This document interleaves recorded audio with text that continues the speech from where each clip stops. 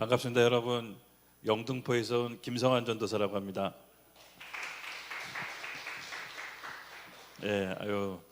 이렇게 아름다운 교회 우리 초대해 주셔서 너무 목사님께 감사합니다.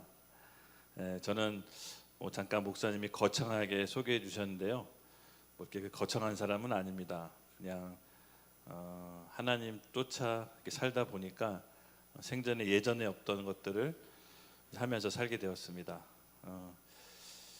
말씀 같이 오늘 본문 말씀 함께 읽고 여러분들에게 좀 전달하려고 하는 메시지를 좀 함께 전달하려고 하는데요. 우리 주제는 교회의 시대적 역할입니다. 교회가 이 시대에 무엇을 해야 되는지를 오늘 여러분과 함께 좀 나누려고 합니다. 같이 본문 말씀 읽겠습니다. 사도행전 28장 30절에서 31절 말씀 같이 읽겠습니다. 시작. 바울이 온 이태를 자기 셋집에 머물면서 자기에게 오는 사람을 다 영접하고 하나님의 나라를 전파하며 주 예수 그리스도에 관한 모든 것을 담대하게 거침없이 가르치더라. 아멘. 이 말씀은요, 바울이 이제 로마에 체포돼서 유대인들의 고발에 의해서 로마에 체포돼서 재판 받기 전에 지금으로 따지면 가택 연금이라고 할까요? 이제 집에 갇혀져서 이제 사람들을 초대해서 메시지를 전합니다. 근데 바울이 시종일관 줄기차게 했던 메시지고 어떻게 보면 이 사도행전의 마지막 구절을 장식한 이 말이 유서는 아니지만 마지막에 바울이 마지막 유언과 같은 그런 메시지를 남깁니다. 31절만 다시 한번 읽어볼까요? 시작. 하나님의 나라를 전파하며 주 예수 그리스도에 관한 모든 것을 담대하게 거침없이 가르치더라. 아멘. 이제 바울이 본인의 사역을 마무리하면서 본인의 사역의 결론이라고나 할까요? 자기가 그토록 하나님 나라를 위해 열심히 뛰었는데 이제 마지막 메시지로 하나님 나라를 전파하며 주 예수 관한 그리스도에 관한 모든 것을 담대하게 거침없이 가르치고 재판을 받으러 갑니다. 초대교회 모든 메시지가요, 여러분 투 트랙으로 움직이신 거 아시나요? 비단 바울만 이 하나님 나라와 예수 그리스도를 전한 건 아닙니다. 초대교회 사도들의 메시지를 살펴보면요, 하나님 나라와 예수 그리스도에 관한 모든 것들을 가르칩니다. 잘 알다시피 여러분, 예수님이 십자가에서 죽고 부활하신 다음에 지상에 40일간 머물죠. 지상에 40일간 머물 때 성경은 이렇게 기록하고 있습니다. 하나님 나라에 관한 것들을 가르쳤다라고. 예수님께서 부활하신 다음에는 복음을 전한 게 아니라 하나님 나라에 관한 것들을 40일간 머물면서 전달하는 긴 내용이었습니다. 비단 예수님뿐만 아니라 우리 빌립도 사마리아에 가서 하나님 나라와 예수 그리스도의 복음을 전했고, 바울 또한 역시 오늘 말씀드리는 것처럼 그의 젊은 시절부터 지금까지 하나님 나라와 예수 그리스도 이렇게 두 가지 메시지를 함께 전했습니다. 하나님 나라가 도대체 무엇일까요? 하나님 나라가 무엇이기에 이 사도들과 예수님은 하나님 나라를 전했을까요? 하나님 나라는 이렇게 긴 개념입니다. 사실은 딱 뭐다라고 단번에 또 짧게 설명할 수 있는 건 아닙니다. 예수님께서 40일간 또 바울이 두란노선에서 30일간 강론해야 될 만큼 아주 긴 내용이었습니다. 사복음서의 이 마태는요, 하나님 나라를 천국이라고 표현했습니다. 킹덤 오브 헤븐이라고 하죠. 근데 다른 공간복음에서는요, 이 하나님 나라라고 킹덤 오브 갓이라고 이제 표현을 합니다. 서로 표현이 다른 거지 같은 말입니다. 천국이랑 하나님 나라가 같은 말입니다. 근데 여러분 잘 아시다시피 침례 요한이 400년 만에, 말라기 선지자 이후 400년 만에 이스라엘 선지자로 나와서 메시지를 던집니다. 우리 함께 읽어볼까요? 마태복음 3장 1절에서 2절 말씀입니다. 함께 읽겠습니다. 시작. 그때 세례 요한이 이르러 유대 광야에서 전파하여 말하되 회개하라, 천국이 가까이 왔느니라 하였으니. 아멘. 여러분, 말라기 선지자 이후로 400년 동안 이스라엘 백성에게 선지자가 나타나지 않습니다. 여러분, 이스라엘 백성에게 선지자라고 한 것은 대단히 중요한 직분입니다. 이스라엘 백성 선민이죠. 하나님께 선택받은 백성. 그 하나님께 선택받은 백성이 더 이상 하나님의 마음과 뜻을 알 수가 없다라는 것은 곧 죽음을 뜻합니다. 다시 말해 하나님께 버림받은 겁니다. 이스라엘은 선지자 직분이 있었는데 이 선지자는 하나님의 마음과 뜻을 받아서 백성들에게 전달하는 직분인데, 이 선지자라는 직분이 400년 동안 나타나지 않았다라는 것은 이스라엘 백성으로 하여금 하나님께 버림받은 것을 뜻합니다. 아주 긴 세월 동안 선지자가 나타나지 않았습니다. 그런데 이런 긴 세월 끝에 드디어 400년 만에 선지자가 나오는데 그가 바로 침례 요한입니다. 그리고 400년 만에 선지자가 나와서 하나님의 뜻과 마음을 받아서 전달한 메시지가 바로 이 메시지입니다. 다시 한번 읽어볼까요? 2절 시작. 회개하라, 천국이 가까이 왔느니라 하였으니. 와, 이 400년 만에 드디어 기다리던 선지자가 나와서 하나님의 마음과 뜻을 받아서 이스라엘 백성에게 나눴던 첫 메시지가 회개하라, 천국이 가까이 왔느니라. 여러분, 이 말에 들었을 때 강도가 어떤가요? 이때 당시 유대인이 생각했던 천국과 하나님 나라의 개념을 조금 이해한다면 유대인들이 이걸 받았을 때 어떻게 받아들였냐? 그야말로 복음이었습니다. 복음. 이스라엘 백성에게 가장 기쁜 소식이었습니다. 왜 이게 가장 기쁜 소식이었냐면은, 여러분, 이스라엘 백성에게 천국, 하나님 나라는요, 즉 이스라엘 백성의 회복을 뜻합니다. 무슨 말이냐? 당시 이스라엘은 로마로부터 압제당하고 식민 지배를 받고 있었습니다. 그래서 그들에게 있어서 하나님 나라와 천국이 도래했다는 것은 하나님이 이스라엘 백성의 가장 전성기인 다윗 왕국을 회복시키고 이스라엘을 괴롭혔던 주변 왕국을 굴복시켜 다시 옛 영광을 되찾는 거였습니다. 그래서 그들에게 하나님 나라는 이스라엘을 회복함과 동시에 이민족에겐 심판을 뜻합니다. 그래서 400년 만에 선지자가 나왔는데 회개하라, 천국이 가까워했다는 것은 굉장히 흥분되고 기대하는 거였습니다. 드디어 하나님 나라 메시아가 나와서 로마를 굴복시키고 이스라엘을 다시 다윗 왕국 때처럼 주변 국가가 이스라엘에 조공을 바치는 가장 이스라엘의 전성기로 회복시킨다는 것을 받아들였습니다. 이게 얼마나 흥분되고 기쁜 소식이었습니까? 그런데 이상하게 예수님이 도래하시고 이 땅에 오셨는데 이 유대인 바람대로 진행되지 않았습니다. 참으로 이 점이 좀 아이러니한데요. 침례 요한은 바로 예수님이 메시아고 하나님 나라 통치하고 다스릴 그리스도라고 선포를 했지만 그들이 생각하는 메시아 모습으로 행동하지 않았습니다. 이때 당시 이스라엘 백성은요, 하나님 나라 천국은요, 아까도 얘기했지만 하나님의 나라는 이스라엘을 뜻한 거였습니다. 하나님 나라 이퀄 이스라엘. 그래서 이스라엘이 메시아가 오셔서 다시 회복시키는 거였는데 이상하게 예수님은 정치 지도자의 모습을 보이지 않았습니다. 이스라엘의 회복에는 전혀 관심이 없었습니다. 그래서 너무 이제 헷갈렸던 거죠. 전 이스라엘이 이 침례 요한의 메시지, 이 선지자의 말의 권위는 지금의 대통령하고 권위랑 달랐습니다. 당시 이스라엘에서 선지자가 말 한마디 떨어지면 그건 곧 하나님이 말씀하시는 거였습니다. 그런데 침례 요한이 회개하라, 천국이 가까이 왔다라고 했을 때는 이것이 곧 임박해서 갑자기 이루어질 거라고 생각을 했습니다. 근데 이상하게 예수님께서 오셔서 이스라엘을 회복시키려면 뭐 군사를 모은다든가 뭐 정치적으로 힘을 키운다든가 뭔가 움직임을 보여서 로마를 내쫓아야 되는데 전혀 그런 모습을 보이지 않습니다. 그래서 그 침례 요한이 흔들립니다. 그 엄청난 침례 요한, 뭐 여자가 낳은 자 중에 가장 높은 자라고 칭송을 받았죠. 이보다 더 큰 자가 없다라고 예수님이 칭송했습니다. 근데 예수님께서 메시아라고 공개적으로 침례 요한이 선포했습니다. 이 선지자가 말 한마디 공포하면 그대로 되는 겁니다. 번복할 수가 없는 겁니다. 근데 예수님께서는 전혀 메시아처럼 행동하지 않습니다. 정말 웃지 못한 해프닝이 벌어지는데요. 이 침례 요한이 자기 제자를 시켜서 예수님한테 예수님 당신이 다시 오실 메시아가 맞습니까? 라고 물어보라고 시킵니다. 정말 웃지 못할 해프닝이 벌어집니다. 이 선지자의 말의 권위를 잃어버릴 수도 있습니다. 공신력을 잃어버릴 수도 있습니다. 우리 말씀 같이 한번 읽어볼까요? 마태복음 11장 3절 말씀 함께 읽겠습니다. 시작.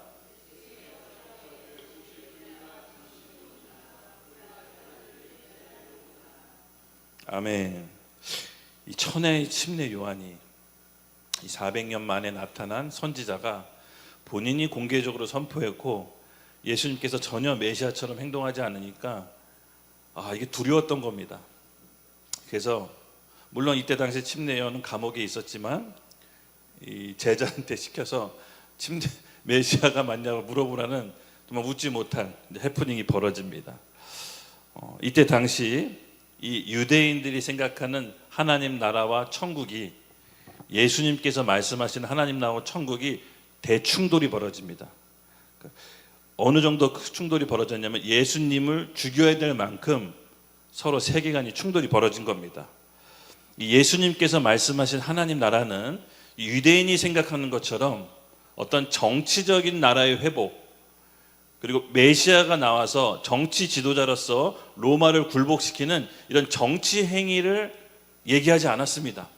예수님께서 말한 하나님 나라와 천국은 영적인 것이었고 내적인 것이었고 점진적으로 확산되는 것이었습니다. 당시 유대인들은 이걸 이해하지 못했습니다. 당시 유대인들에게 천국, 하나님 나라는 임박한 종말, 즉 극변하고 단번에 이루어지는 사건으로 생각했지 점진적으로 이루어진다라고는 유대인들에게 세계관에 없었습니다. 그래서 예수님께서 하나님 나라를 이렇게 선포할 때 유대인은 도저히 받아들일 수가 없었습니다. 왜냐하면 유대인의 관념에서는 그런 하나님 나라는 있어서는 안 되는 거였습니다. 반드시 로마를 굴복시켜서 메시아가 이스라엘의 전성기를 회복하는 것이었지 영적인 거, 내적인 거 이런 거에는 관심이 없었습니다. 하지만 예수님께서는 하나님 나라가 그런 게 아니다라고 유대인들에게 정면으로 가르쳤습니다. 우리 누가복음 17장 20절에서 21절 함께 읽겠습니다. 시작. 바리새인들이 하나님의 나라가 어느 때 임합니까 묻거늘 예수께서 대답하여 이르시되 하나님 나라는 볼 수 있게 임하는 것이 아니요 또 여기 있다 저기 있다고 말 못하리니 하나님 나라는 너희 안에 있느니라. 예수님이 하나님 나라 이렇게 얘기했을 때 유대인들은 당황했습니다. 너무 오리무중했습니다. 너무 뚱딴지 같았습니다. 아니 왜 하나님 나라를 그렇게 설명하지? 당신이 메시아라고 침례 요한이 말했기 때문에 거부하지는 못하는데 왜 이스라엘을 회복시키지 않고 엉뚱한 얘기를 하지? 이어서 말하는 예수님의 말씀에 유대인들은 더 갈피를 못 잡습니다. 우리 누가복음 11장 20절 말씀 함께 읽겠습니다. 시작.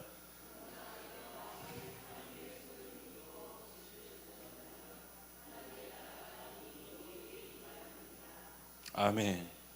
더 알 수 없는 오리무중한 얘기를 하십니다.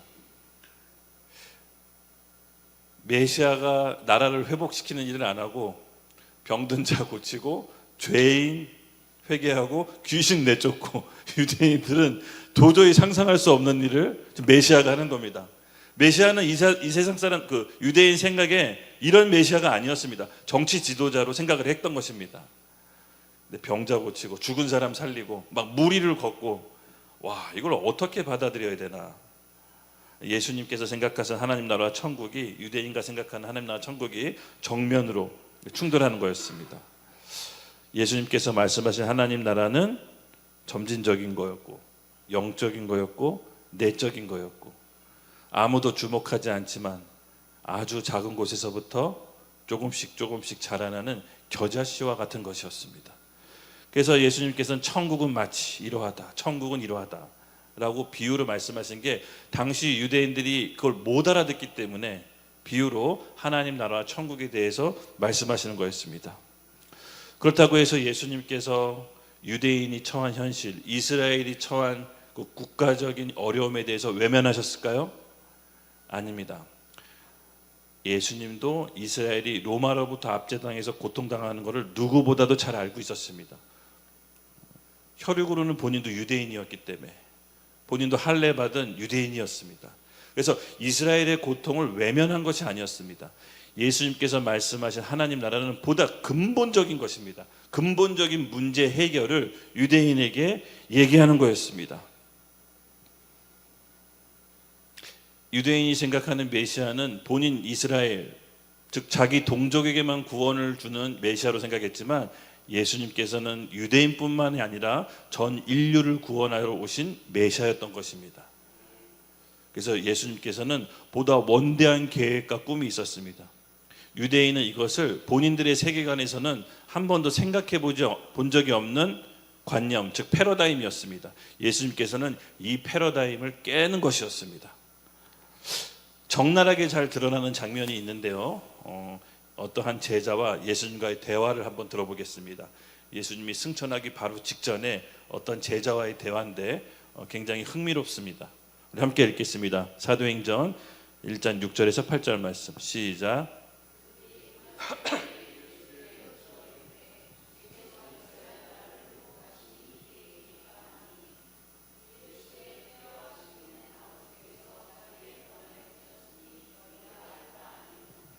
오직 성령이 너희에게 임하시면 너희가 권능을 받고 예루살렘과 온 유대와 사마리아 땅 끝까지 이르러 내 증인이 되리라 하시니라. 아멘.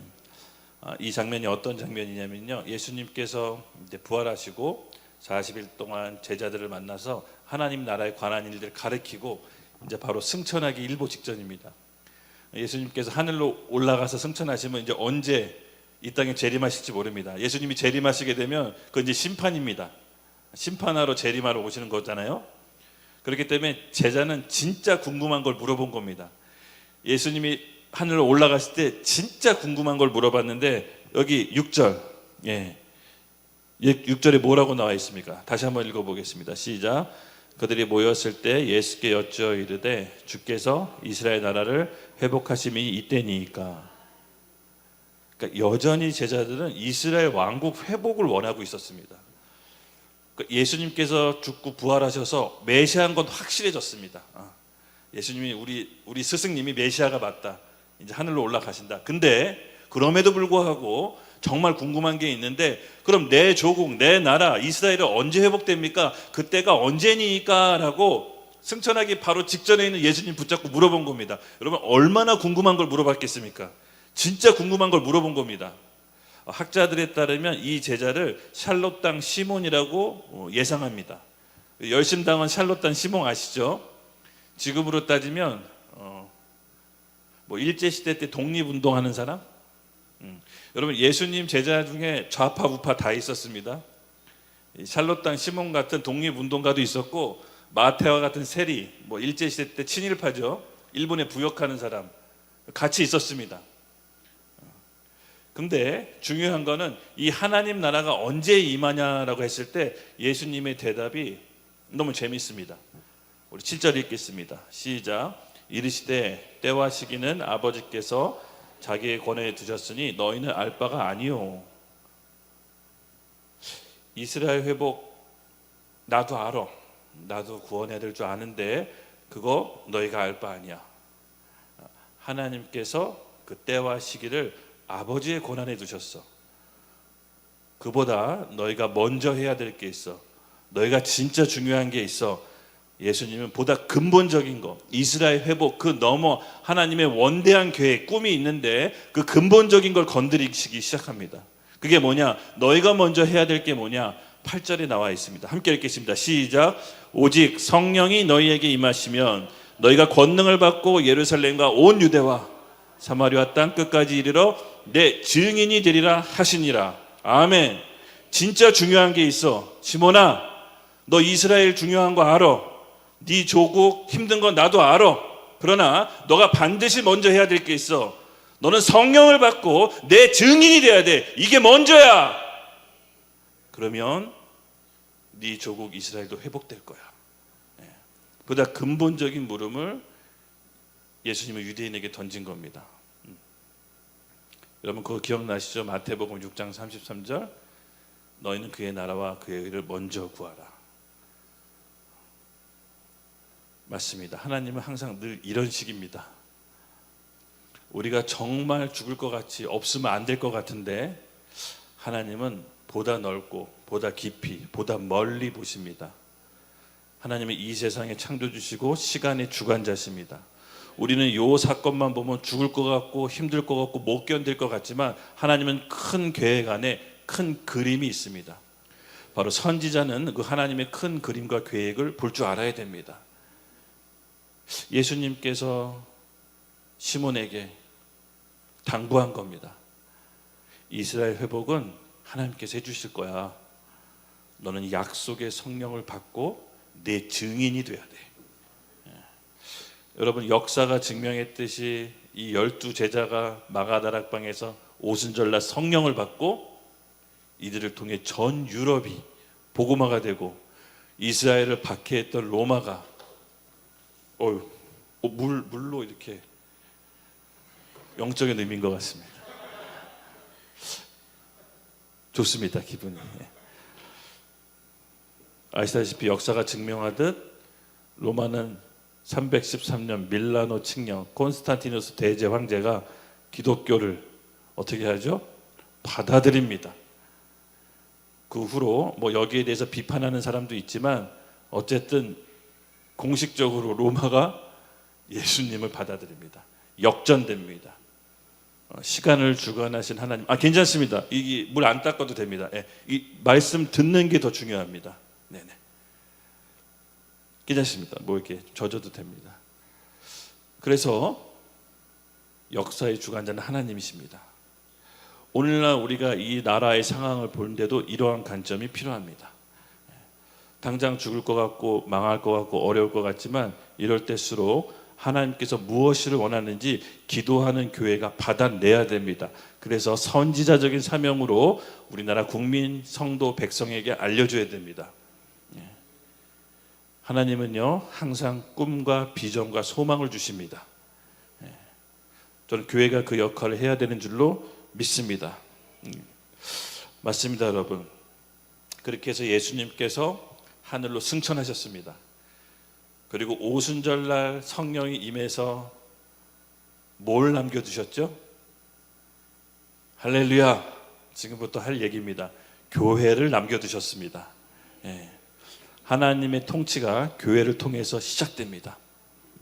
하나님께서 이스라엘 백성에게 하나님이 직접 통치하길 원했습니다. 구약의 역사를 보면 이스라엘 백성은 계속 실패했습니다. 그래도 하나님께서 어르고 달래가지고 이스라엘 백성 끌고 갑니다. 이스라엘 백성 이집트를 탈출합니다. 40년 동안 광야에서 소위 말해서 하나님께서 굴리십니다. 낮에는 구름기둥, 밤에는 불기둥으로 굴리십니다. 구름기둥이 이동하면 영문도 모른 채 짐 싸서 이동해야 됩니다. 또 구름기둥이 멈추면 영문도 모른 채 멈춰서야 됩니다. 또 밤에는 그렇게 불기둥이 이동하면 자다 일어나서 짐 싸서 이동해야 됩니다. 하나님께서 40년 동안 그렇게 굴리십니다. 하나님은 멈춰서라면 멈추고 가라면 가야 되는 하나님의 고난이 시작됩니다. 이스라엘 백성은 그렇게 하나님의 모든 공급을 받고 불만불평합니다. 이집트의 종살이 노예 생활하는 그 이스라엘 백성이 출애굽을 탈출했음에도 불구하고 하나님을 원망합니다. 그리고 하나님께서 특단의 조치를 취하십니다. 그냥 광야에서 죽도록 내버려 둡니다. 그리고 이집트 종생활하지 않은 다음 세대 여호수아 세대를 일으켜서 가나안 땅을 정복하러 나섭니다. 여러분, 이것이 얼마나 비참하고 슬픈 이야기입니까? 원래는 모세 세대를 하나님은 사용하고 싶었습니다. 그들을 통해서 10가지 기적을 보게 하시면서 하나님의 위대함을 보이셨습니다. 홍해 바다를 가르면서 하나님의 전지전능함을 보였습니다. 그렇게 수많은 이적과 기사와 기적을 보고도 여전히 하나님께 불신하고 불평했습니다. 그래서 하나님의 특단의 조치가 뭐였냐? 그냥 아무렇게나 살도록 내버려 두는 것이었습니다. 여러분, 가장 무서운 하나님의 심판은 뭐냐? 내버려 두는 겁니다. 그래서 이스라엘 백성이 말라기 선지자 이후로 400년 동안 말씀하지 않았다는 것은 이스라엘 백성에게 곧 심판이었다는 겁니다. 그렇게 이스라엘 백성이 하나님의 나라로서 이 세상의 모든 민족 가운데 선민으로서 복을 주고 열방에게 복을 전하는 그 사명이 있었지만 이스라엘 백성은 실패했습니다. 그럼에도 불구하고 하나님께서는 또 다윗 왕국을 세워서 다시 한번 이스라엘에게 복을 주셔서 하나님의 주신 이스라엘 백성이 주신 모든 복이 이방 민족에 미치도록 기회를 주셨습니다. 그러나 또 우상 숭배하고 패역을 반복하면서부터 완전히 눈에 보이는 성전이 무너졌습니다. 그때 예수님께서는 이렇게 말하셨습니다. 너희가 이 성전을 헐라 내가 3일 만에 세우리라. 더 이상 하나님은 성전에 임재하지 않으셨습니다. 바로 성전인 몸, 예수님의 몸, 바로 몸이 성전이라고 선포했습니다. 당시 예수님의 말씀을 제자들은 이해하지 못했습니다.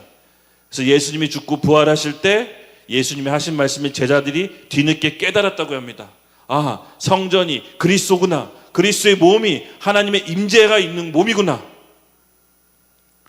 그래서 예수님께서 죽고 십자가에 부활하시고 하늘로 올라가셔서 마가다락방 오순절 성령을 받는 그 제자들에게 성령이 우리 가운데 임하셔서 성령의 통치를 받게 되는 놀라운 성령의 시대가 시작된 것입니다. 그래서 예수 이름으로 모인 두세 사람이 나와 내가 너희와 함께 있다는 약속의 말씀을 통해 그 교회에게 하나님의 나라의 통치 권한을 다시 주신 겁니다.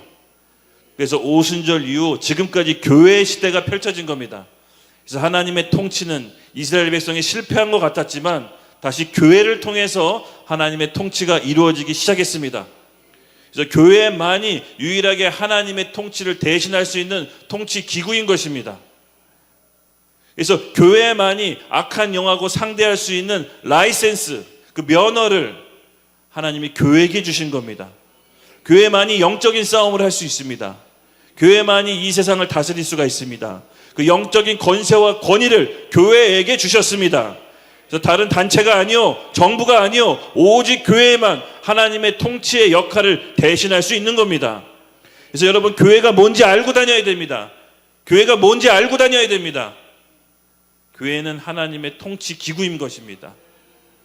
교회를 통해서 하나님은 뜻과 마음을 여전히 이 땅 가운데 실현시키고 싶으신 겁니다. 바로 그 교회의 머리가 누구냐? 그리스도인 것입니다. 교회는 그의 몸입니다. 그래서 몸은 머리의 통제를 받는 것입니다. 이 하나님의 원대하고 놀라운 계획과 비밀, 이것이 비밀로 감춰져 있었다라고 바울은 고백했습니다.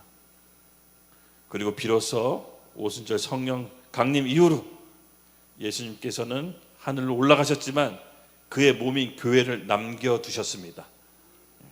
그래서 하나님께서 오늘날 교회를 통해 새 일을 시작하시는 줄로 믿습니다. 네, 바로 예수님께서 말씀하신 이 하나님 나라는 내적인 것이고 점진적인 것이고 예수 믿는 우리 마음 안에 성령께서 통치하심으로 시작하는 것이었습니다. 유대인은 이걸 이해하지 못했습니다. 오늘날 우리 교회를 통해 예수 믿고 구원받는 우리를 통해서 하나님께서 통치하시기 시작합니다. 바로 교회를 통해서 일하십니다.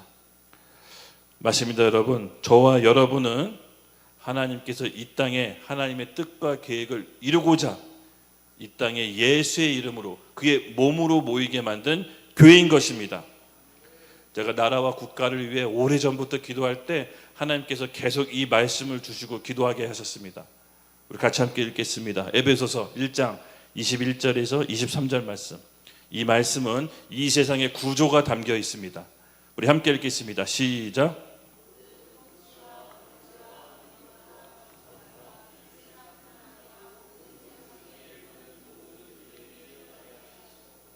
또 만물을 그의 발 아래에 복종하게 하시고 그를 만물 위에 교회의 머리로 삼으셨느니라. 교회는 그의 몸이니 만물 안에서 만물을 충만하게 하시는 이의 충만함이니라. 아멘.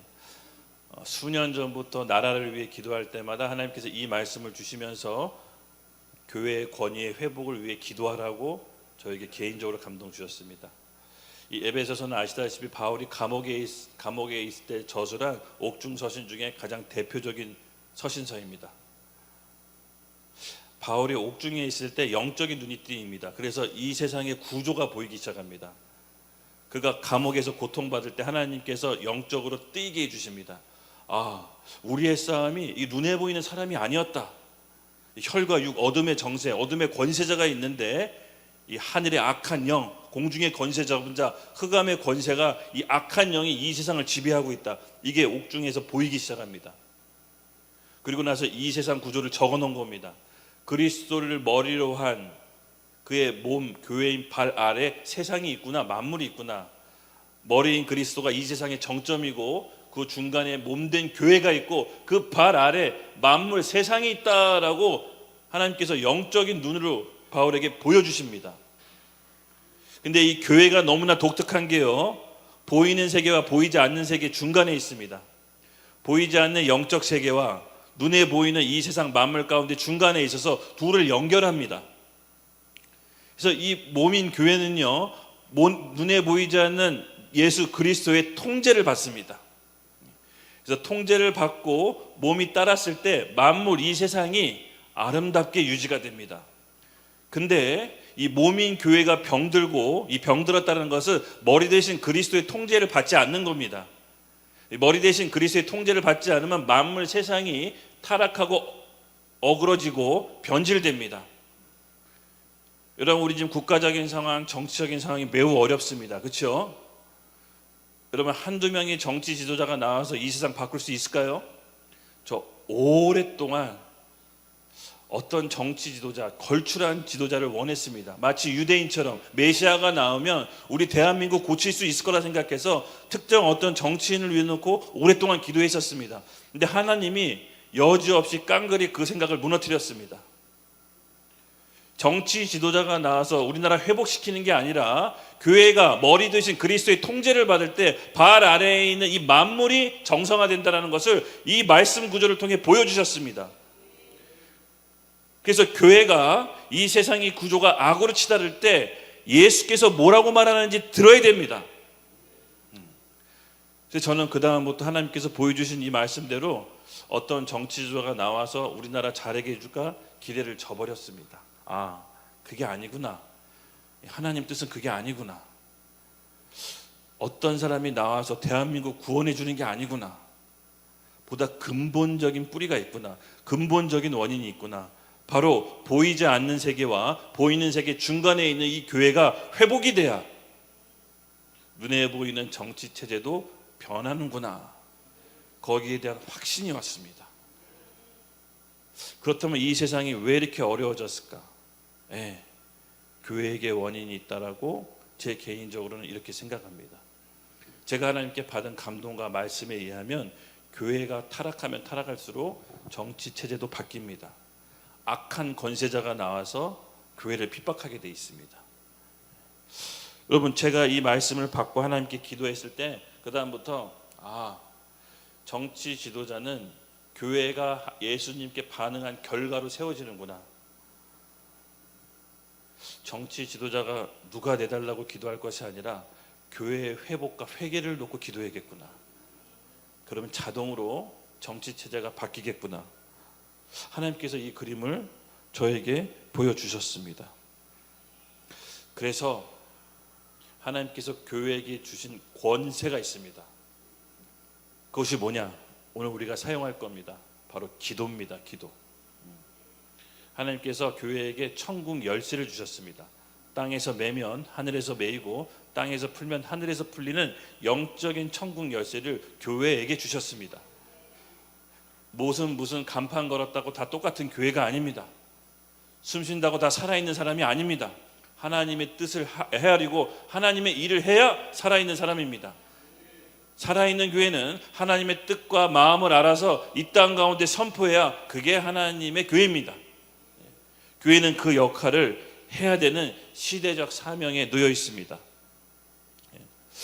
우리 로마서 13장 1절에서 4절 말씀 함께 읽겠습니다. 시작. 각 사람은 위에 있는 권세들에게 복종하라. 권세는 하나님으로부터 나지 않음이 없나니 모든 권세는 다 하나님께서 정하신 바라. 그러므로 권세를 거스르는 자는 하나님의 명을 거스림이니 거스르는 자는 심판을 저취하리라. 다스리는 자들은 선한 일에 대하여 두려움이 되지 않고 악한 일에 대하여 되나니 내가 권세를 두려워하지 아니하려느냐. 선을 행하라. 그리하면 그에게 칭찬을 받으리라.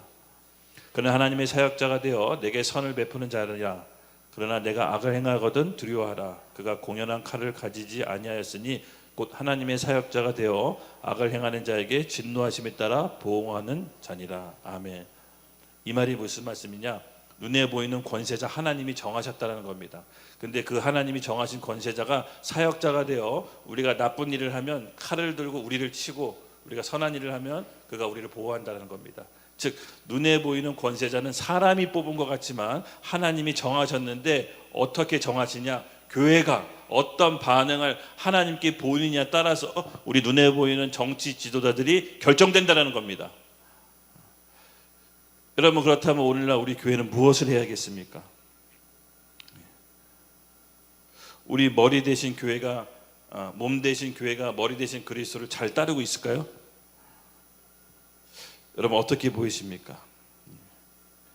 우리는 예수님, 교회의 머리 대신 예수님의 마음과 뜻을 빨리 잘 헤아려야 됩니다. 그것은 먼저 기도하는 것입니다. 하나님의 임재가 있는 이 성전에서 기도하면서 예수님의 마음을 우리가 받아야 되는 것입니다. 즉 이렇게 된 원인은 몸인 교회가 머리 대신 그리스도의 통제를 벗어났다라고 저는 생각합니다. 머리 대신 그리스도가 무엇을 원할까요?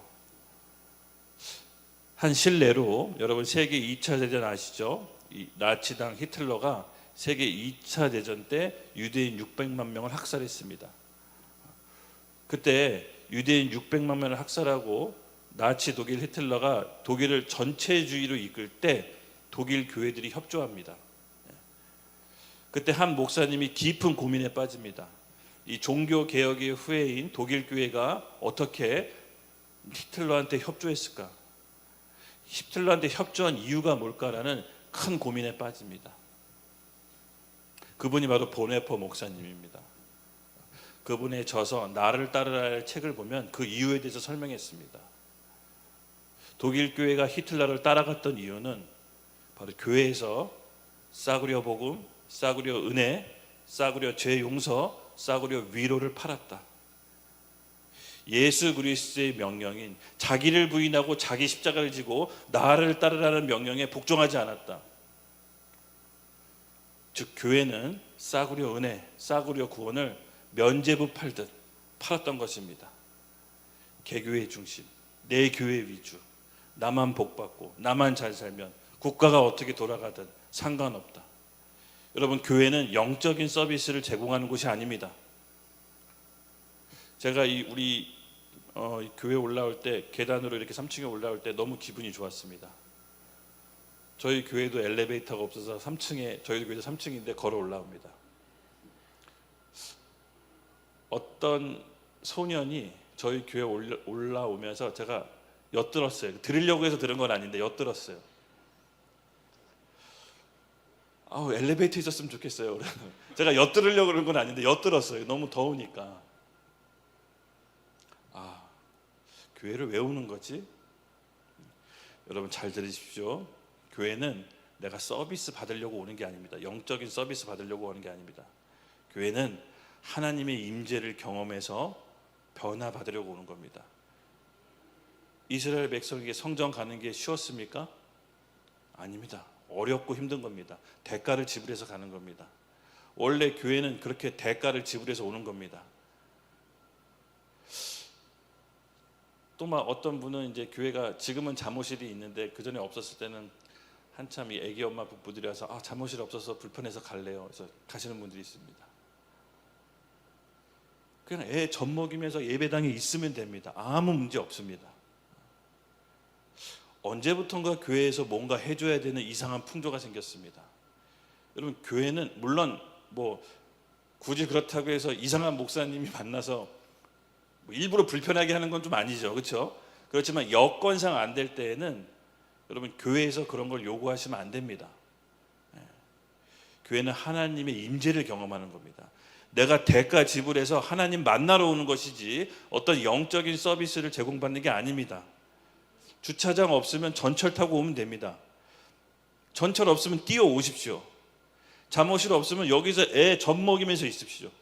엘리베이터 없으면 좀 일찍 와서 천천히 걸어오십시오. 하나님의 임재를 경험하는 것이 교회지, 교회에서 뭐 해달라고 하는 것이 아닙니다.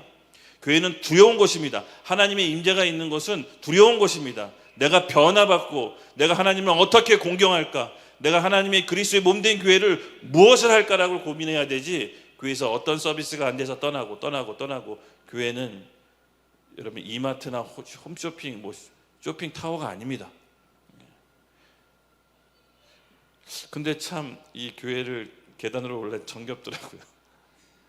목사님 엘리베이터 절대 만들지 마십시오. 불편해야 됩니다. 예배 드려오는 거 불편해야 돼요. 행여나 옮기게 되더라도 엘리베이터 만들지 마십시오. 불편해야 됩니다. 강한 자만이 살아남아야 됩니다. 농담처럼 얘기했지만 제 마음은 아시겠죠? 예, 교회에서 어떤 서비스 요구하는 거 아닙니다. 예. 하나님의 임재를 경험하는 것이 교회입니다. 교회는 여러분 싸구려 구원을 팔아서는 안 됩니다. 예수님께서 우리를 위해 대속하신 그 피, 우리를 위해 흘리신 그 창조주의 피 한 방울의 효력을 아십니까? 하나님께서 흘리신 그 피 한 방울의 효력은 전 지구 인류 80억 인구를 과거의 죄, 현재의 죄, 앞으로 질 미래의 죄까지 모든 죄를 영원히 완벽히 단번에 해결하실 하나님의 피입니다. 하나님께서 그 피 한 방울을 흘리셨기 때문에 저와 여러분 모두 다 이 자리에 있는 겁니다. 우리 스스로 우리 죄를 스스로 해결할 수 없기 때문에 하나님이 인간의 몸을 입고 오셔야 될 만큼 우리 죄가 심각했던 겁니다. 우리 죄가 너무 심각했기 때문에 하나님이 인간의 몸을 입고 죽으셔야 될 만큼 우리 죄가 심각했던 겁니다. 그것도 부족해서 죽고 부활하셔야 될 만큼 우리 죄가 심각했던 겁니다. 그것도 부족해서, 그것도 불안해서 성령을 보내셔서 우리와 영원히 함께 살겠다라고 약속하셨습니다. 복음 받았다라는 것은 전부 받은 겁니다. 뭘 달라고 요구하는 게 없는 겁니다. 하나님의 생명을 받은 사람은 부족한 것도 없고 더 받을 것도 없고 더 요구할 것도 없는 겁니다. 교회는 싸구려 은혜를 팔면 안 됩니다. 싸구려 구원을 팔면 안 됩니다. 내 힘으로 내가 도저히 탕감받을 수 없는 그 죄를 예수님의 생명값을 치르고 그 죄를 양 값을 치르시고 우리를 사온 겁니다. 그래서 크리스천에게는 자유가 없는 겁니다. 내가 죄와 사망의 법에서 사단의 노예로 평생 살다가 예수님의 피값으로 우리를 사온 즉시 우리는 주님의 종이 되는 겁니다. 그래서 엄밀히 말해서 우리는 예수 그리스도 안에 종속된 자유지 우리 힘으로 우리가 능력이 있어서 빠져나온 게 아닙니다. 죄와 사망의 법에서 우리가 값을 치르고 우리 스스로 빠져나온 게 아니라 도저히 능력 없는 우리를 위해 하나님이 죽으셔서 그 피값으로 우리를 사와서 본인이 죽고 부활하신 겁니다. 그래서 우리는 우리 거라고, 내 인생이 내 거라고 주장할 수가 없는 겁니다. 그래서 예수 믿는 사람은 더 이상 내가 내 것이 아니요 내 안에 그리스도를 위해 산다라고 고백할 수밖에 없는 겁니다. 이 은혜가 너무 커서, 이 은혜가 너무 기뻐서 더 이상 내 뜻대로 살 수가 없는 겁니다. 할렐루야. 거기서부터 신앙생활을 시작해야 됩니다. 이게 각인이 돼야 교회에서 이렇다 저렇다 아무 불만 불평이 없어집니다. 불만 불평 있으신 분들 목사님 다른 교회로 추천해 주세요. 할렐루야. 제가 왜 이런 소리 쓸데없이 여기서 하는지 모르겠어요. 근데 성령께서 필요하신가 봐요. 잘 모르겠습니다. 네. 어쨌든 우리의 이 구원은요 절대 싸구려 구원이 아닙니다. 바로 보네퍼 목사님이 독일 교회가 히틀러한테 협조했던 그 이유를 예수님께서 나를 따르라는 그 명령을 교회가 따르지 않았다. 자기를 부인하고 자기 십자가를 지고 나를 따르라는 주님의 명령에 복종하지 않았다. 어쩌면 한국교회도 지금 이와 같은 상황일지도 모릅니다. 저는 한국교회가 부자 청년 컴플렉스에 빠졌다라고 봅니다. 부자 청년 아시죠? 가진 게 너무 많고 부자인데 영생이 예수님께 있는 줄 알고 어떻게 하면 영생 얻을 수 있는지 물어봅니다. 그때 예수님께서 이렇게 얘기하시죠. 너 가진 재산 가난한 사람에게 나눠주고 나를 따르라. 그때 부자 청년이 어떻게 나와 있죠? 근심하며 영생이 주님께 있는 줄 알지만 그 재산을 내려놓지 못하고 근심하며 돌아섰다고 합니다. 한국 교회가 딱 이와 같은 모습인 것 같습니다. 예수님이 영생이 있는 줄 알고 기도하고 성경 공부하고 수많은 가지를 하지만 정작 주님이 원하는 곳에 따라가지 못하는, 가진 게 너무 많아 이걸 내려놓지 못하는 부자 청년 컴플렉스. 여러분, 이 시대에 우리 주님이 원하는 것이 무엇입니까? 저는 잠깐 영상을 제가 한 편 좀 잠깐 보고 할 텐데, 제가 저희 교회는 올림픽공원 아시죠? 올림픽공원에서 매주 일요일 저녁 6시에 예배를 드리는데 이것도 뭐 예정이 없었습니다. 진짜로. 잠깐 영상, 우리 짧은 영상 예배 드리는 모습 잠깐 보여주실까요? 네, 잠깐만 보실까요? 네,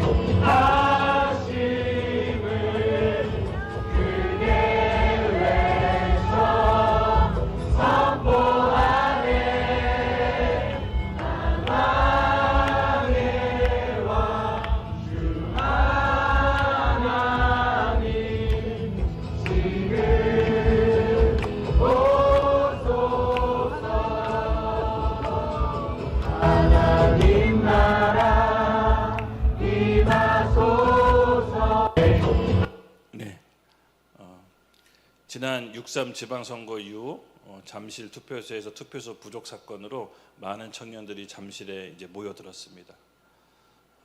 저도 이날 6.3 지방선거 이후로 뭔가 좀 투표지가 부족하다고 해서 좀 이상해서 저는 과천 선관위를 한번 찾아갔는데요. 수많은 시민들이 과천 선관위를 둘러싸고 있었습니다. 그리고 그걸 딱 보는데 제 개인적인 생각으로 이 많은 사람들이 좀 예배 드렸으면 좋겠다라는 생각이 좀 그냥 순간 딱 들었습니다. 그리고 그 다음날 올림픽공원에 갔더니 과천보다 훨씬 많은 사람들이 그 올림픽공원 투표소에 엄청나게 몰려 있었습니다. 저기서 좀 예배 드렸으면 좋겠다, 저 많은 사람. 그리고 이렇게 있다가 6월 6일 날 토요일이었는데요. 저희 교회 어떤 한 세 자매들이 올림픽공원 시위를 간다고 해서 혹시 가서 예배 드릴 수 있는지 한번 알아봐라라고 한번 전화를 했습니다. 근데 셋이서 이렇게 회의를 하다가 예배 드리기 좀 애매할 것 같습니다. 또 어떤 이는 예배 드려도 될 것 같습니다. 또 어떤 예배 드리다가 뭐라고 하면 안 하면 되죠. 뭐 이렇게 막 의견이 엇갈려서 교회 저희 찬양 팀장인 이기훈 전도사한테 전화했습니다. 그때 마침 교회에서 기타 치고 연습을 하고 있다고 했습니다. 그때 있었던 두 형제가 한 명은 이기훈 전도사였고 한 명은 우리 성민 형제였습니다. 그렇다면 잠실로 가서 올림픽공원 가서 혹시 괜찮으면 예배를 한번 드려봐라. 왠지 감동이 예배를 드려야 될 것 같았습니다. 그리고 나서 한참 후에 동영상 하나가 왔습니다. 갑자기 수많은 인파, 그냥 어림잡아도 수백 명이 앞에 모여서 예배를 드리면서 하나님께 찬양하는 것이었습니다. 너무 깜짝 놀랐습니다. 예배에 대한 갈망이 이 안에서 부글부글 끓고 있었는데 누군가가 기타로 예배를 한번 드렸더니 갑자기 눈앞에 수백 명이 모여서 하나님께 찬양하고 예배 드리는 것이었습니다. 다 크리스찬인 줄 몰랐습니다. 그냥 예배를 드려야 된다는 감동으로 예배를 한번 드려봐라 했더니 그렇게 삽시간에 예배 드리고 눈 뜨니까 수백 명이 그 앞에 있다라는 동영상을 보내온 것이었습니다. 이네들 참 잘했다. 이네들 참 잘했다. 여러분, 여기 보이는 청년들이 10대, 20대, 30대들이 상당히 많습니다. 나라의 국가적인 어려움과 위기 앞에서 이 청년들이 영적인 갈급함으로 나오고 있습니다. 저는 조짐이 심상치가 않았습니다. 그래서 제가 이들을 놓고 1대1로 상담을 하기 시작했습니다. 왜 상담하게 했냐면 저희가 예배를 6월 6일 날 드리고 그 다음에 예배팀들, 다른 교회 예배팀들이 수많은 예배팀들이 예배를 드려서 이제 그만해도 되겠다, 빠져야겠다 했는데 하나님께서 계속 가라는 감동 주셨습니다.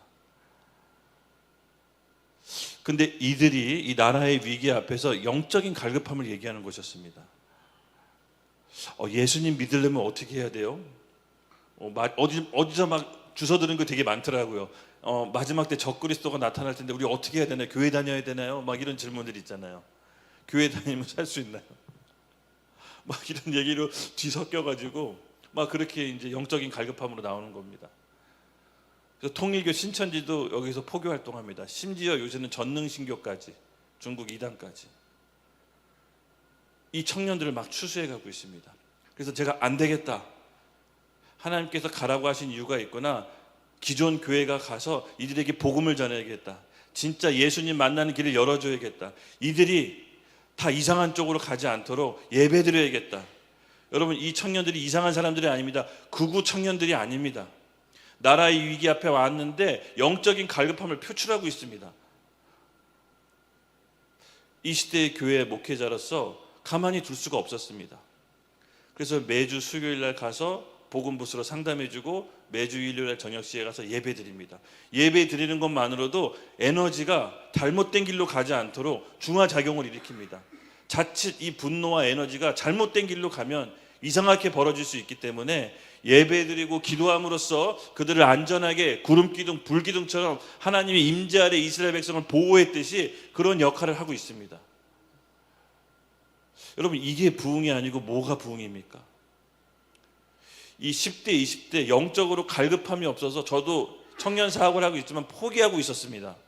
근데 전혀 생각지도 못한 방법으로 이 나라의 부정 앞에서 이 청년들이 일어났는데 영적인 갈급함을 토로하고 있습니다. 지금 예수님의 뜻은, 머리 대신 예수님이 그의 몸된 교회에게 원하는 뜻은 이들을 담아낼 새 부대가 되라는 것입니다. 이들이 이렇게 방치하면 다른 이상한 종교로 빠집니다. 이들의 에너지가 잘못된 길로 빠집니다. 교회는 더 기도하고 이들의 얘기를 들어주고 이들이 담아낼 수 있는 새 부대가 되어줘야 됩니다. 이들이 다 선교 자원들입니다. 이들이 하나님 나라의 일꾼입니다. 이들이 다 우리 자식들입니다. 이상한 애들이 아닙니다. 이들을 만약에 교회가 외면한다면 이들이 20, 30년 후에 안티크리스찬으로 반교회 운동을 벌일까봐 솔직히 좀 두렵습니다. 나라가 어려울 때 교회가 외면해서는 안 됩니다. 교회가 이들과 함께 있어주고 예배드려주고 기도해줘야 됩니다. 역사적으로 봤을 때 그러한 사례들이 곧 있었습니다. 여러분, 혹시 영국의 차티스트 운동 들어보셨나요? 영국의 노동자 차티스트들이 투표권을 달라고 정부에 시위하고 정부에 운동을 벌인 적이 있습니다. 실패했지만 성공한 운동이라고 평가받습니다. 당대에는 그 차티스트들에게 투표권이 주어지지 않았지만 그들의 운동으로 인해 그 다음 세대들이 투표권을 얻게 됩니다. 그래서 실패했지만 성공한 운동이라고 합니다. 근데 그들이 영국 정부로부터 투표권을 달라고 시위하고 집회를 할 때 교회가 발벗고 나서서 그들과 함께 있습니다. 영국의 감리교, 침례교도들이 그들과 함께 성경 공부하고 예배하고 구역 모임을 해서 그들의 에너지가, 분노가 다른 길로 가지 않도록 교회가 함께 했던 것이었습니다. 그리고 결국은 혁명이 아닌 개혁과 갱신으로 교회의 갱신을 이뤘습니다. 반대로 레닌의 볼셰비키 혁명 알죠? 레닌의 볼셰비키 혁명은요, 피해 유혈 사태로 끝났습니다. 공산주의로 소련이 비극으로 들어가게 됩니다. 그때 당시 그 러시아 황제가, 그 러시아 동방 정교가 있죠. 러시아 정교회가 있는데 백성들이 힘들고 노동자들이 굉장히 비참한 생활을 사는데 노동자들이 교회가 러시아 황제가 결탁해서 권력을 나누는 기득권으로 봤습니다. 그래서 백성들, 이 군중들의 힘들고 어려움에 교회가 외면했습니다. 그때 레닌 사람이 그걸 정확히 포착하고 반교회 운동으로 스위치를 돌려버립니다. 우리가 이렇게 비참하고 힘든 건 교회 때문이다. 그래서 영국의 동방 정교가 쌍그리 무너집니다. 분노가 교회로 갑니다. 우리는 이렇게 힘든데 권력자랑 권력을 나누고 우리의 고통을 교회가 외면했다. 여러분, 이게 한 끗 차이인데 현재 우리나라 이 갈림길에 있습니다. 그리고 그곳에 있는 많은 청년들이 의구심을 갖고 있습니다. 교회가 이렇게, 세상이 이렇게 어지럽고 혼란스러운데 우리 담임 목회자는 왜 아무 말도 안 하는가? 여러분, 그 청년들이 그 공원에 나오고 싶어서 나오는 게 아닙니다. 이 청년들은 본인이 소속되어 있는 몸된 교회 담임 목회자한테 지금 정치적 상황에 대해서 성경적으로 가이드를 받고 싶어 합니다. 근데 목사님들이 함구하니까 그 거리로, 그 공원으로 나오는 거예요. 알고 싶은 거예요. 지금 이 상황에 대해서 목회자들의 설명을 듣고 싶어 하는데 침묵하기 나머지 그럼 공원에 나오는 겁니다, 여러분. 침묵해서는 안 됩니다. 교회는 선지자 사명을 감당해야 됩니다. 이 시대에 하나님의 뜻을 알아서 그 하나님의 뜻을 이 땅 가운데 펼쳐야 됩니다. 그것을 외면하면 이 다음 세대들의 소망이 없어집니다. 바로 지금 한국 교회는 부자 컴플렉스에 빠져 있습니다. 여러분, 이제 더 이상 믿지 않는 분들이 교회 목회자를 존경하지 않습니다. 특히 믿는 사람들도요, 교회가 너무 이질적이라고 생각하고 있습니다. 제가 올림픽 공원 가서 이렇게 여론조사하고 청년들 인터뷰합니다. 또 믿지 않는 청년들도 인터뷰합니다. 그들이 교회를 어떻게 생각하는지, 지금 현 상황에 대해서 어떻게 생각하는지. 물론 그 중에서는 교회를 대단히 좋게 봐주고 있습니다. 아, 이렇게 나라가 어렵고 힘들 때 그래도 교회에서 외쳐주는구나. 그래도 교회에서 이렇게 일어나 주는구나. 믿지 않으신 분들은 교회에 고마워하시는 분도 있습니다. 근데 상당 부분, 대부분 왜 나라가 이렇게 혼란스럽고 어지러운데 우리 목사님은 왜 아무 말도 안 하시나? 교회에 대해서 굉장히 이질감을 느끼고 있습니다. 이렇게 힘들고 어려운데 왜 아무 말도 안 하시지? 신학 용어로 헤테로탁스 로지컬이라는 용어가 있습니다. 이게 무슨 말이냐면요, 비진리가 교회 안에 들어와서 진리화된 것. 그 중에 대표적인 게 있습니다. 한국 교회. 교회는 정치 얘기하지 말라. 이것이 대표적인 헤테로탁스 로지컬, 비진리가 교회에 와서 진리화된 겁니다. 여러분, 진짜 이게 맞습니까? 이게 진리입니까? 교회는 정치 얘기하면 안 됩니까? 하나님의 통치가 어느 영역에서 미치지 않는 곳이 없습니다. 의료계, 교육계, 문화계, 예술계 다 하나님 나라가 임할 때는 아무 말 안 하면서 정치계만 유독 교회가 경기를 일으키는 교회들이 있습니다. 아닙니다. 하나님 나라의 통치는 어느 영역이든 다 미쳐야 됩니다. 특별히 정치력은 너무나도 중요합니다. 국민들 생활 안전과 우리의 삶이 직결되어 있는 것이 정치 영역입니다. 교회는 이것에 자신들의 논리에 빠져 있으면 안 됩니다. 교회는 더욱더 이 시대의 하나님의 뜻을 받아 백성들에게 알려야 되는 선지자적인 사명을 감당해야 됩니다. 우리가 정당을 만들어서 정치하자는 얘기가 아닙니다. 교회가 정당을 만들어 정치하는 게 아니라 바로 하나님의 마음과 뜻을 받아서 이 세상 가운데 빛과 소망을 제시해 줘야 합니다. 바로 저는 우리 개신교 목회자들이 오늘날 이것을 해야 된다고 믿습니다. 교회에 있는 사람들은요, 한 명도 빠짐없이 이 선지자적인 의무를, 역할을 다 해야 되는 사명이 있는 줄로 믿습니다. 저는 이것이 교회의 오늘날 골든타임이라고 봅니다. 제가 이제 올림픽 공원에서 우리 청년들 데리고 이렇게 예배하고 하는데 어느 날 상담부시에서 상담을 차렸습니다. 그랬더니 어떤 신사분이 저한테 오셔서 이러더라고요. 왜 여기서 시끄럽게 떠들고 기도하고 예배하냐? 교회 욕먹인다. 아니, 왜 여기서 시끄럽게 예배합니까? 조용히 교회 안에서 예배하지. 왜 이렇게 시끄럽게 기도합니까? 조용히 교회 안에서 해야지. 제가 그 얘기 듣고 그런가? 너무 주제넘는 짓을 했나? 고민했습니다. 근데 가만히 생각해 보니까 그것 때문에 교회 욕먹이는 게 아무리 생각해도 아닌 것 같아요. 그것 때문에 교회 욕먹이는 게 아니라 교회의 타락, 교회 안에 들어와 있는 인본주의 시스템. 교회는 약한 자를 강하게 만들어줘야 됩니다. 세상에서 잘 나가는 사람은 교회에서 똑같이 잘 나가고 똑같이 대우해주고, 교회는 그런 곳이 아닙니다. 예수님은 가장 낮은 자로 말구유에서 오셨습니다. 교회는 약한 자를 강하게 만들어줘야 됩니다. 약한 자가 있다면 목회자와 함께 살아야 됩니다.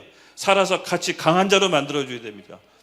언제부턴가 이 한국교회가 시스템으로, 물질로, 돈으로 사람을 다루기 시작했습니다.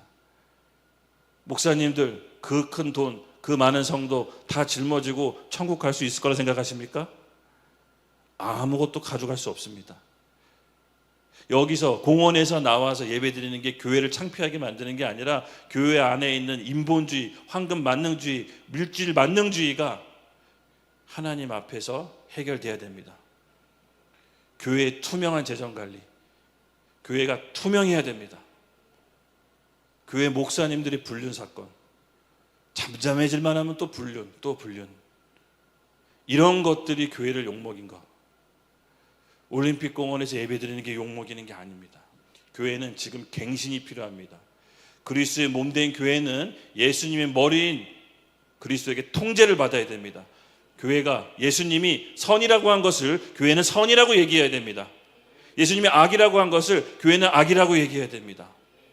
머리 대신 그리스도의 통제를 받는 게 몸된 교회인 것입니다. 그럴 때 정치 체제도 이 세상 만물도 온전해질 수 있는 겁니다. 그래서 이 시대, 이 문제의 원인은 정치가 아니라 바로 교회에게 있는 것입니다. 그래서 우리가 이 깨어나는 교회가 한두 교회, 아니 자그만 교회 몇 개라도 있다면 하나님께서 우리나라를 다시 사용하실 겁니다. 여러분, 소돔과 고모라가 왜 망했습니까? 타락해서 망했습니까? 아닙니다. 하나님께 반응하는 의인 10명이 없어서 망한 겁니다. 교회가 살아있고 깨어있는 소수의 교회가 남아있다면 한국교회 다시 쓰실 겁니다. 저는 그거를 놓고 우리가 함께 기도해야 되는 줄로 믿습니다. 그러므로 교회는 여러분,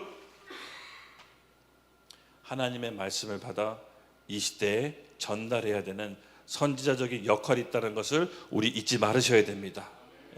교회는 하나님의 마음과 뜻을 받들어 이 세상 가운데 선포해야 됩니다.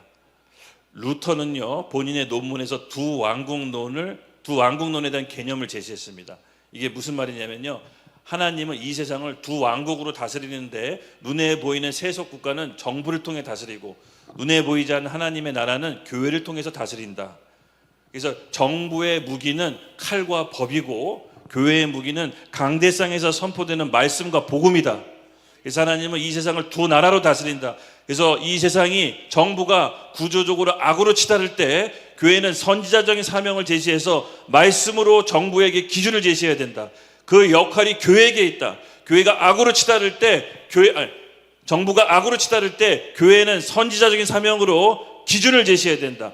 강대상에서 말씀으로. 맞습니다. 여러분, 정부가 포괄적 차별금지법으로 동성애를 합법화하려고 합니다. 아시다시피 모자 보건법 개정안을 통해서 낙태를 이제 막 애도 낙태를 허용하려고 합니다. 대통령이 직접 나서서 낙태를 할 수 있는 약을 팔아야 된다. 막 언론에 나옵니다. 그것뿐만이 아닙니다, 여러분. 민법 개정안을 보면 교회 폐쇄법이라고 하죠.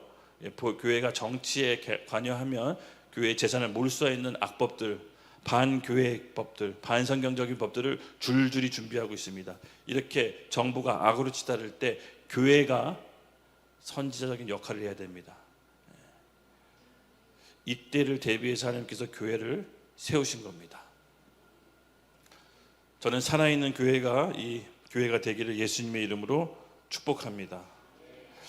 여러분, 한 교회가 아니라 마음과 뜻이 맞는 교회 10개만 있다면 우리 대한민국 구해 주실 줄로 저는 믿습니다. 우리 같이 함께 기도하겠습니다. 시간이 좀 됐는데요, 같이 꼭 기도해야 될 제목이 있습니다. 우리 마태복음 16장 16절에서 19절, 오늘 이 말씀을 근거로 우리 실제로 우리의 기도가 이루어진다고 믿고 기도합시다. 저는 좀 그렇게 좀 뜨겁게 기도했으면 좋겠습니다. 우리 성민 형제 나오셨어요?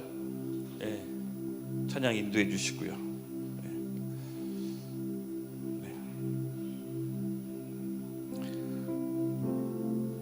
우리 마태복음 16장 16절에서 19절 함께 읽겠습니다. 시작. 시몬 베드로가 대답하여 이르시되 주는 그리스도시요 살아계신 하나님의 아들이시니이다. 예수께서 대답하여 이르시되 바요나 시몬아 내가 복이 있도다. 이를 너를 알게 하신 이는 혈육이 아니요 하늘에 계신 내 아버지시니라. 또 내가 내게 이르노니 너는 베드로라. 내가 이 반석 위에 내 교회를 세우리니 음부의 권세가 이기지 못하리라. 내가 천국 열쇠를 내게 주리니 내가 땅에서 무엇이든지 매면 하늘에서도 매일 것이요 내가 땅에서 무엇이든지 풀면 하늘에서도 풀리리라. 아멘. 교회의 역할이 또 하나 있습니다, 여러분. 또 하나. 아까 첫 번째가 선지자적인 역할이 있다고 했죠. 두 번째, 바울이 얘기했던 것처럼, 바울이 말년에 얘기했던 것처럼 하나님 나라와 예수 그리스도 관한 모든 것을 거침없이 담대하게 선포했다고 합니다. 즉 하나님 나라는 교회를 통해서 통치하고 이 땅 가운데 역사합니다. 여러분, 교회라는 헬라어 단어 에클레시아 아시죠? 에클레시아, 구별된 자의 모임이란 뜻입니다. 근데 이 에클레시아를 또 어떨 때 중의적으로 썼냐면은, 여러분, 로마 황제가 자신의 의회를 에클레시아라는 단어를 썼습니다. 즉 황제가 자신의 제국을 통치하고 다스릴 때 에클레시아라는 의회를 통해 법을 만들어서 자신의 제국에게 그 법을 미치게 합니다. 그때 통치기구 에클레시아 단어를 씁니다. 에클레시아는 거룩한 자의 구별된 모임과 동시에 중의적인 표현으로 통치기구로서의 역할이 있습니다. 즉 교회를 에클레시아라는 단어를 썼다는 걸 잊지 마십시오. 하나님의 뜻과 계획을 교회를 통해서 통치하고 다스리도록 디자인해 놓은 것입니다. 오직 교회만이 할 수 있습니다. 어떤 교회냐? 어떤 교회냐? 주는 그리스도시요 살아계신 하나님의 아들이시니이다 라는 이 고백 위에 내 교회에 세우겠다고 했습니다. 이 고백해야 예수 그리스도의 몸된 교회인 것입니다. 내가 속량을 알고 구원의 값비싼 것을 알고 하나님이 내게 주신 그 피의 값을 알고 내가 받은 구원이 결코 값싸다는 것을 알 때 네 고백 위에 주는 그리스도시요 살아계신 하나님의 아들이십니다, 그 고백한 사람 두세 명 위에 내가 내 교회에 세우겠다. 그 교회는 천국 열쇠를 줄 것이야. 네가 땅에서 매면 하늘에서도 매이고 땅에서 풀면 하늘에서도 풀릴 거야. 너희는 그 천국 열쇠를 사용해야 돼. 여러분, 그 교회가 분이엘 교회 맞습니까? 그럼 여기서 기도하는 게 이루어지신 줄로 믿으십시오. 실제로 그렇게 믿고 기도하는 겁니다. 오늘 우리 천국 열쇠 사용합시다. 첫 번째 기도 제목, 먼저 우리 에베소서 1장 21절에서 23절 말씀. 한국교회의 권위가 다시 세워지도록 같이 기도하겠습니다. 에베소서 1장 21절에서 23절 말씀 함께 읽겠습니다. 시작. 또 만물을 그 발 아래 복종하게 하시고 그를 만물 위에 교회의 머리로 삼으셨습니다. 교회는 그의 몸이니 만물 안에서 만물을 충만하게 하시는 이의 충만함입니다. 아멘. 그리스도를 머리로 한 몸된 교회 발 아래 만물이 있는 이 구조, 하나님 교회에게, 한국교회에게 다시 권위를 주시옵소서. 한국교회 목회자, 한국교회들이 주 예수 그리스도를 따라가게 하십시오. 예수님이 선이라 하면 교회는 선이라 외치고, 예수님이 악이라고 하면 교회는 악이라 외치게 하여 주시옵소서. 우리 한국교회가 머리 대신 그리스도를 따라갈 때 하나님이 새로운 권위를 부어주신 줄로 믿습니다. 우리 그렇게 주여 크게 한번 외치고 기도하겠습니다. 주여. 우리 계속해서 두 번째 기도 제목 함께 나누겠습니다. 마태복음 10장 32절에서 33절 말씀.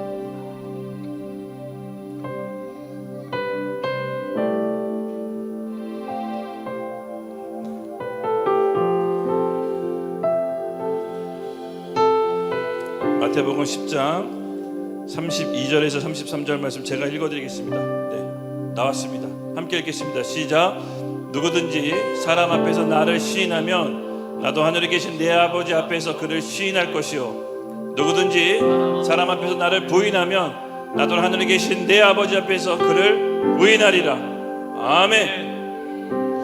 여러분, 이 땅의 한국교회가 다시 한번 갱신할 수 있도록 기도합시다. 교회 안에 있는 인본주의 시스템, 물질만능주의, 교회 안에 있는 사단과 흑암의 권세, 여러 가지 인본주의적 시스템과 타협을 본 것들, 우리 하나님 아버지 앞에 온전히 떳떳하게 시인할 수 있도록 하나님 앞에 아무런 열등감과 정죄감과 두려움 없이 하나님 앞에 시인할 수 있는 그 교회가 될 수 있도록, 교회의 갱신이 이루어지도록, 특별히 교회에 잘못되어 있는 신학, 교회는 정치 얘기하면 안 돼, 나는 잘못된 신학이 여러분 파쇄될 수 있도록 우리 교회 갱신을 위해 함께 주여 외치고 기도하겠습니다. 주여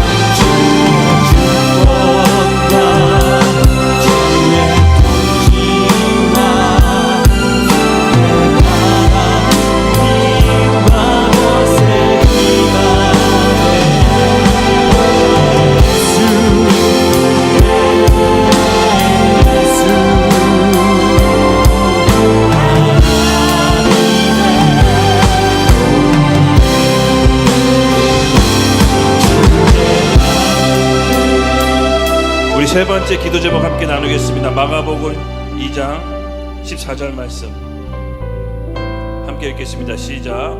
또 지나가시다가 알페오의 아들 레위가 세간에 앉아 있는 것을 보시고 그에게 이르시되 나를 따르라 하시니 일어나 따르리라. 아멘. 하나님, 우리 한국의 교회가 예수님의 명령인 나를 따르라에 복종할 수 있게 하여 주시옵소서. 자기를 부인하고 자기 십자가를 지고 따랐던 이 알페오의 아들 레위, 세간, 마태가 예수님께 따라갔듯이 우리가 그렇게 예수님이 따르는 나를 따르라는 명령에 교회가 복종하게 하여 주시옵소서. 우리 그렇게 같이 함께 주여 외치고 우리 한국교회를 위해 기도하겠습니다. 한국교회 불쌍히 여겨 주시옵소서. 주여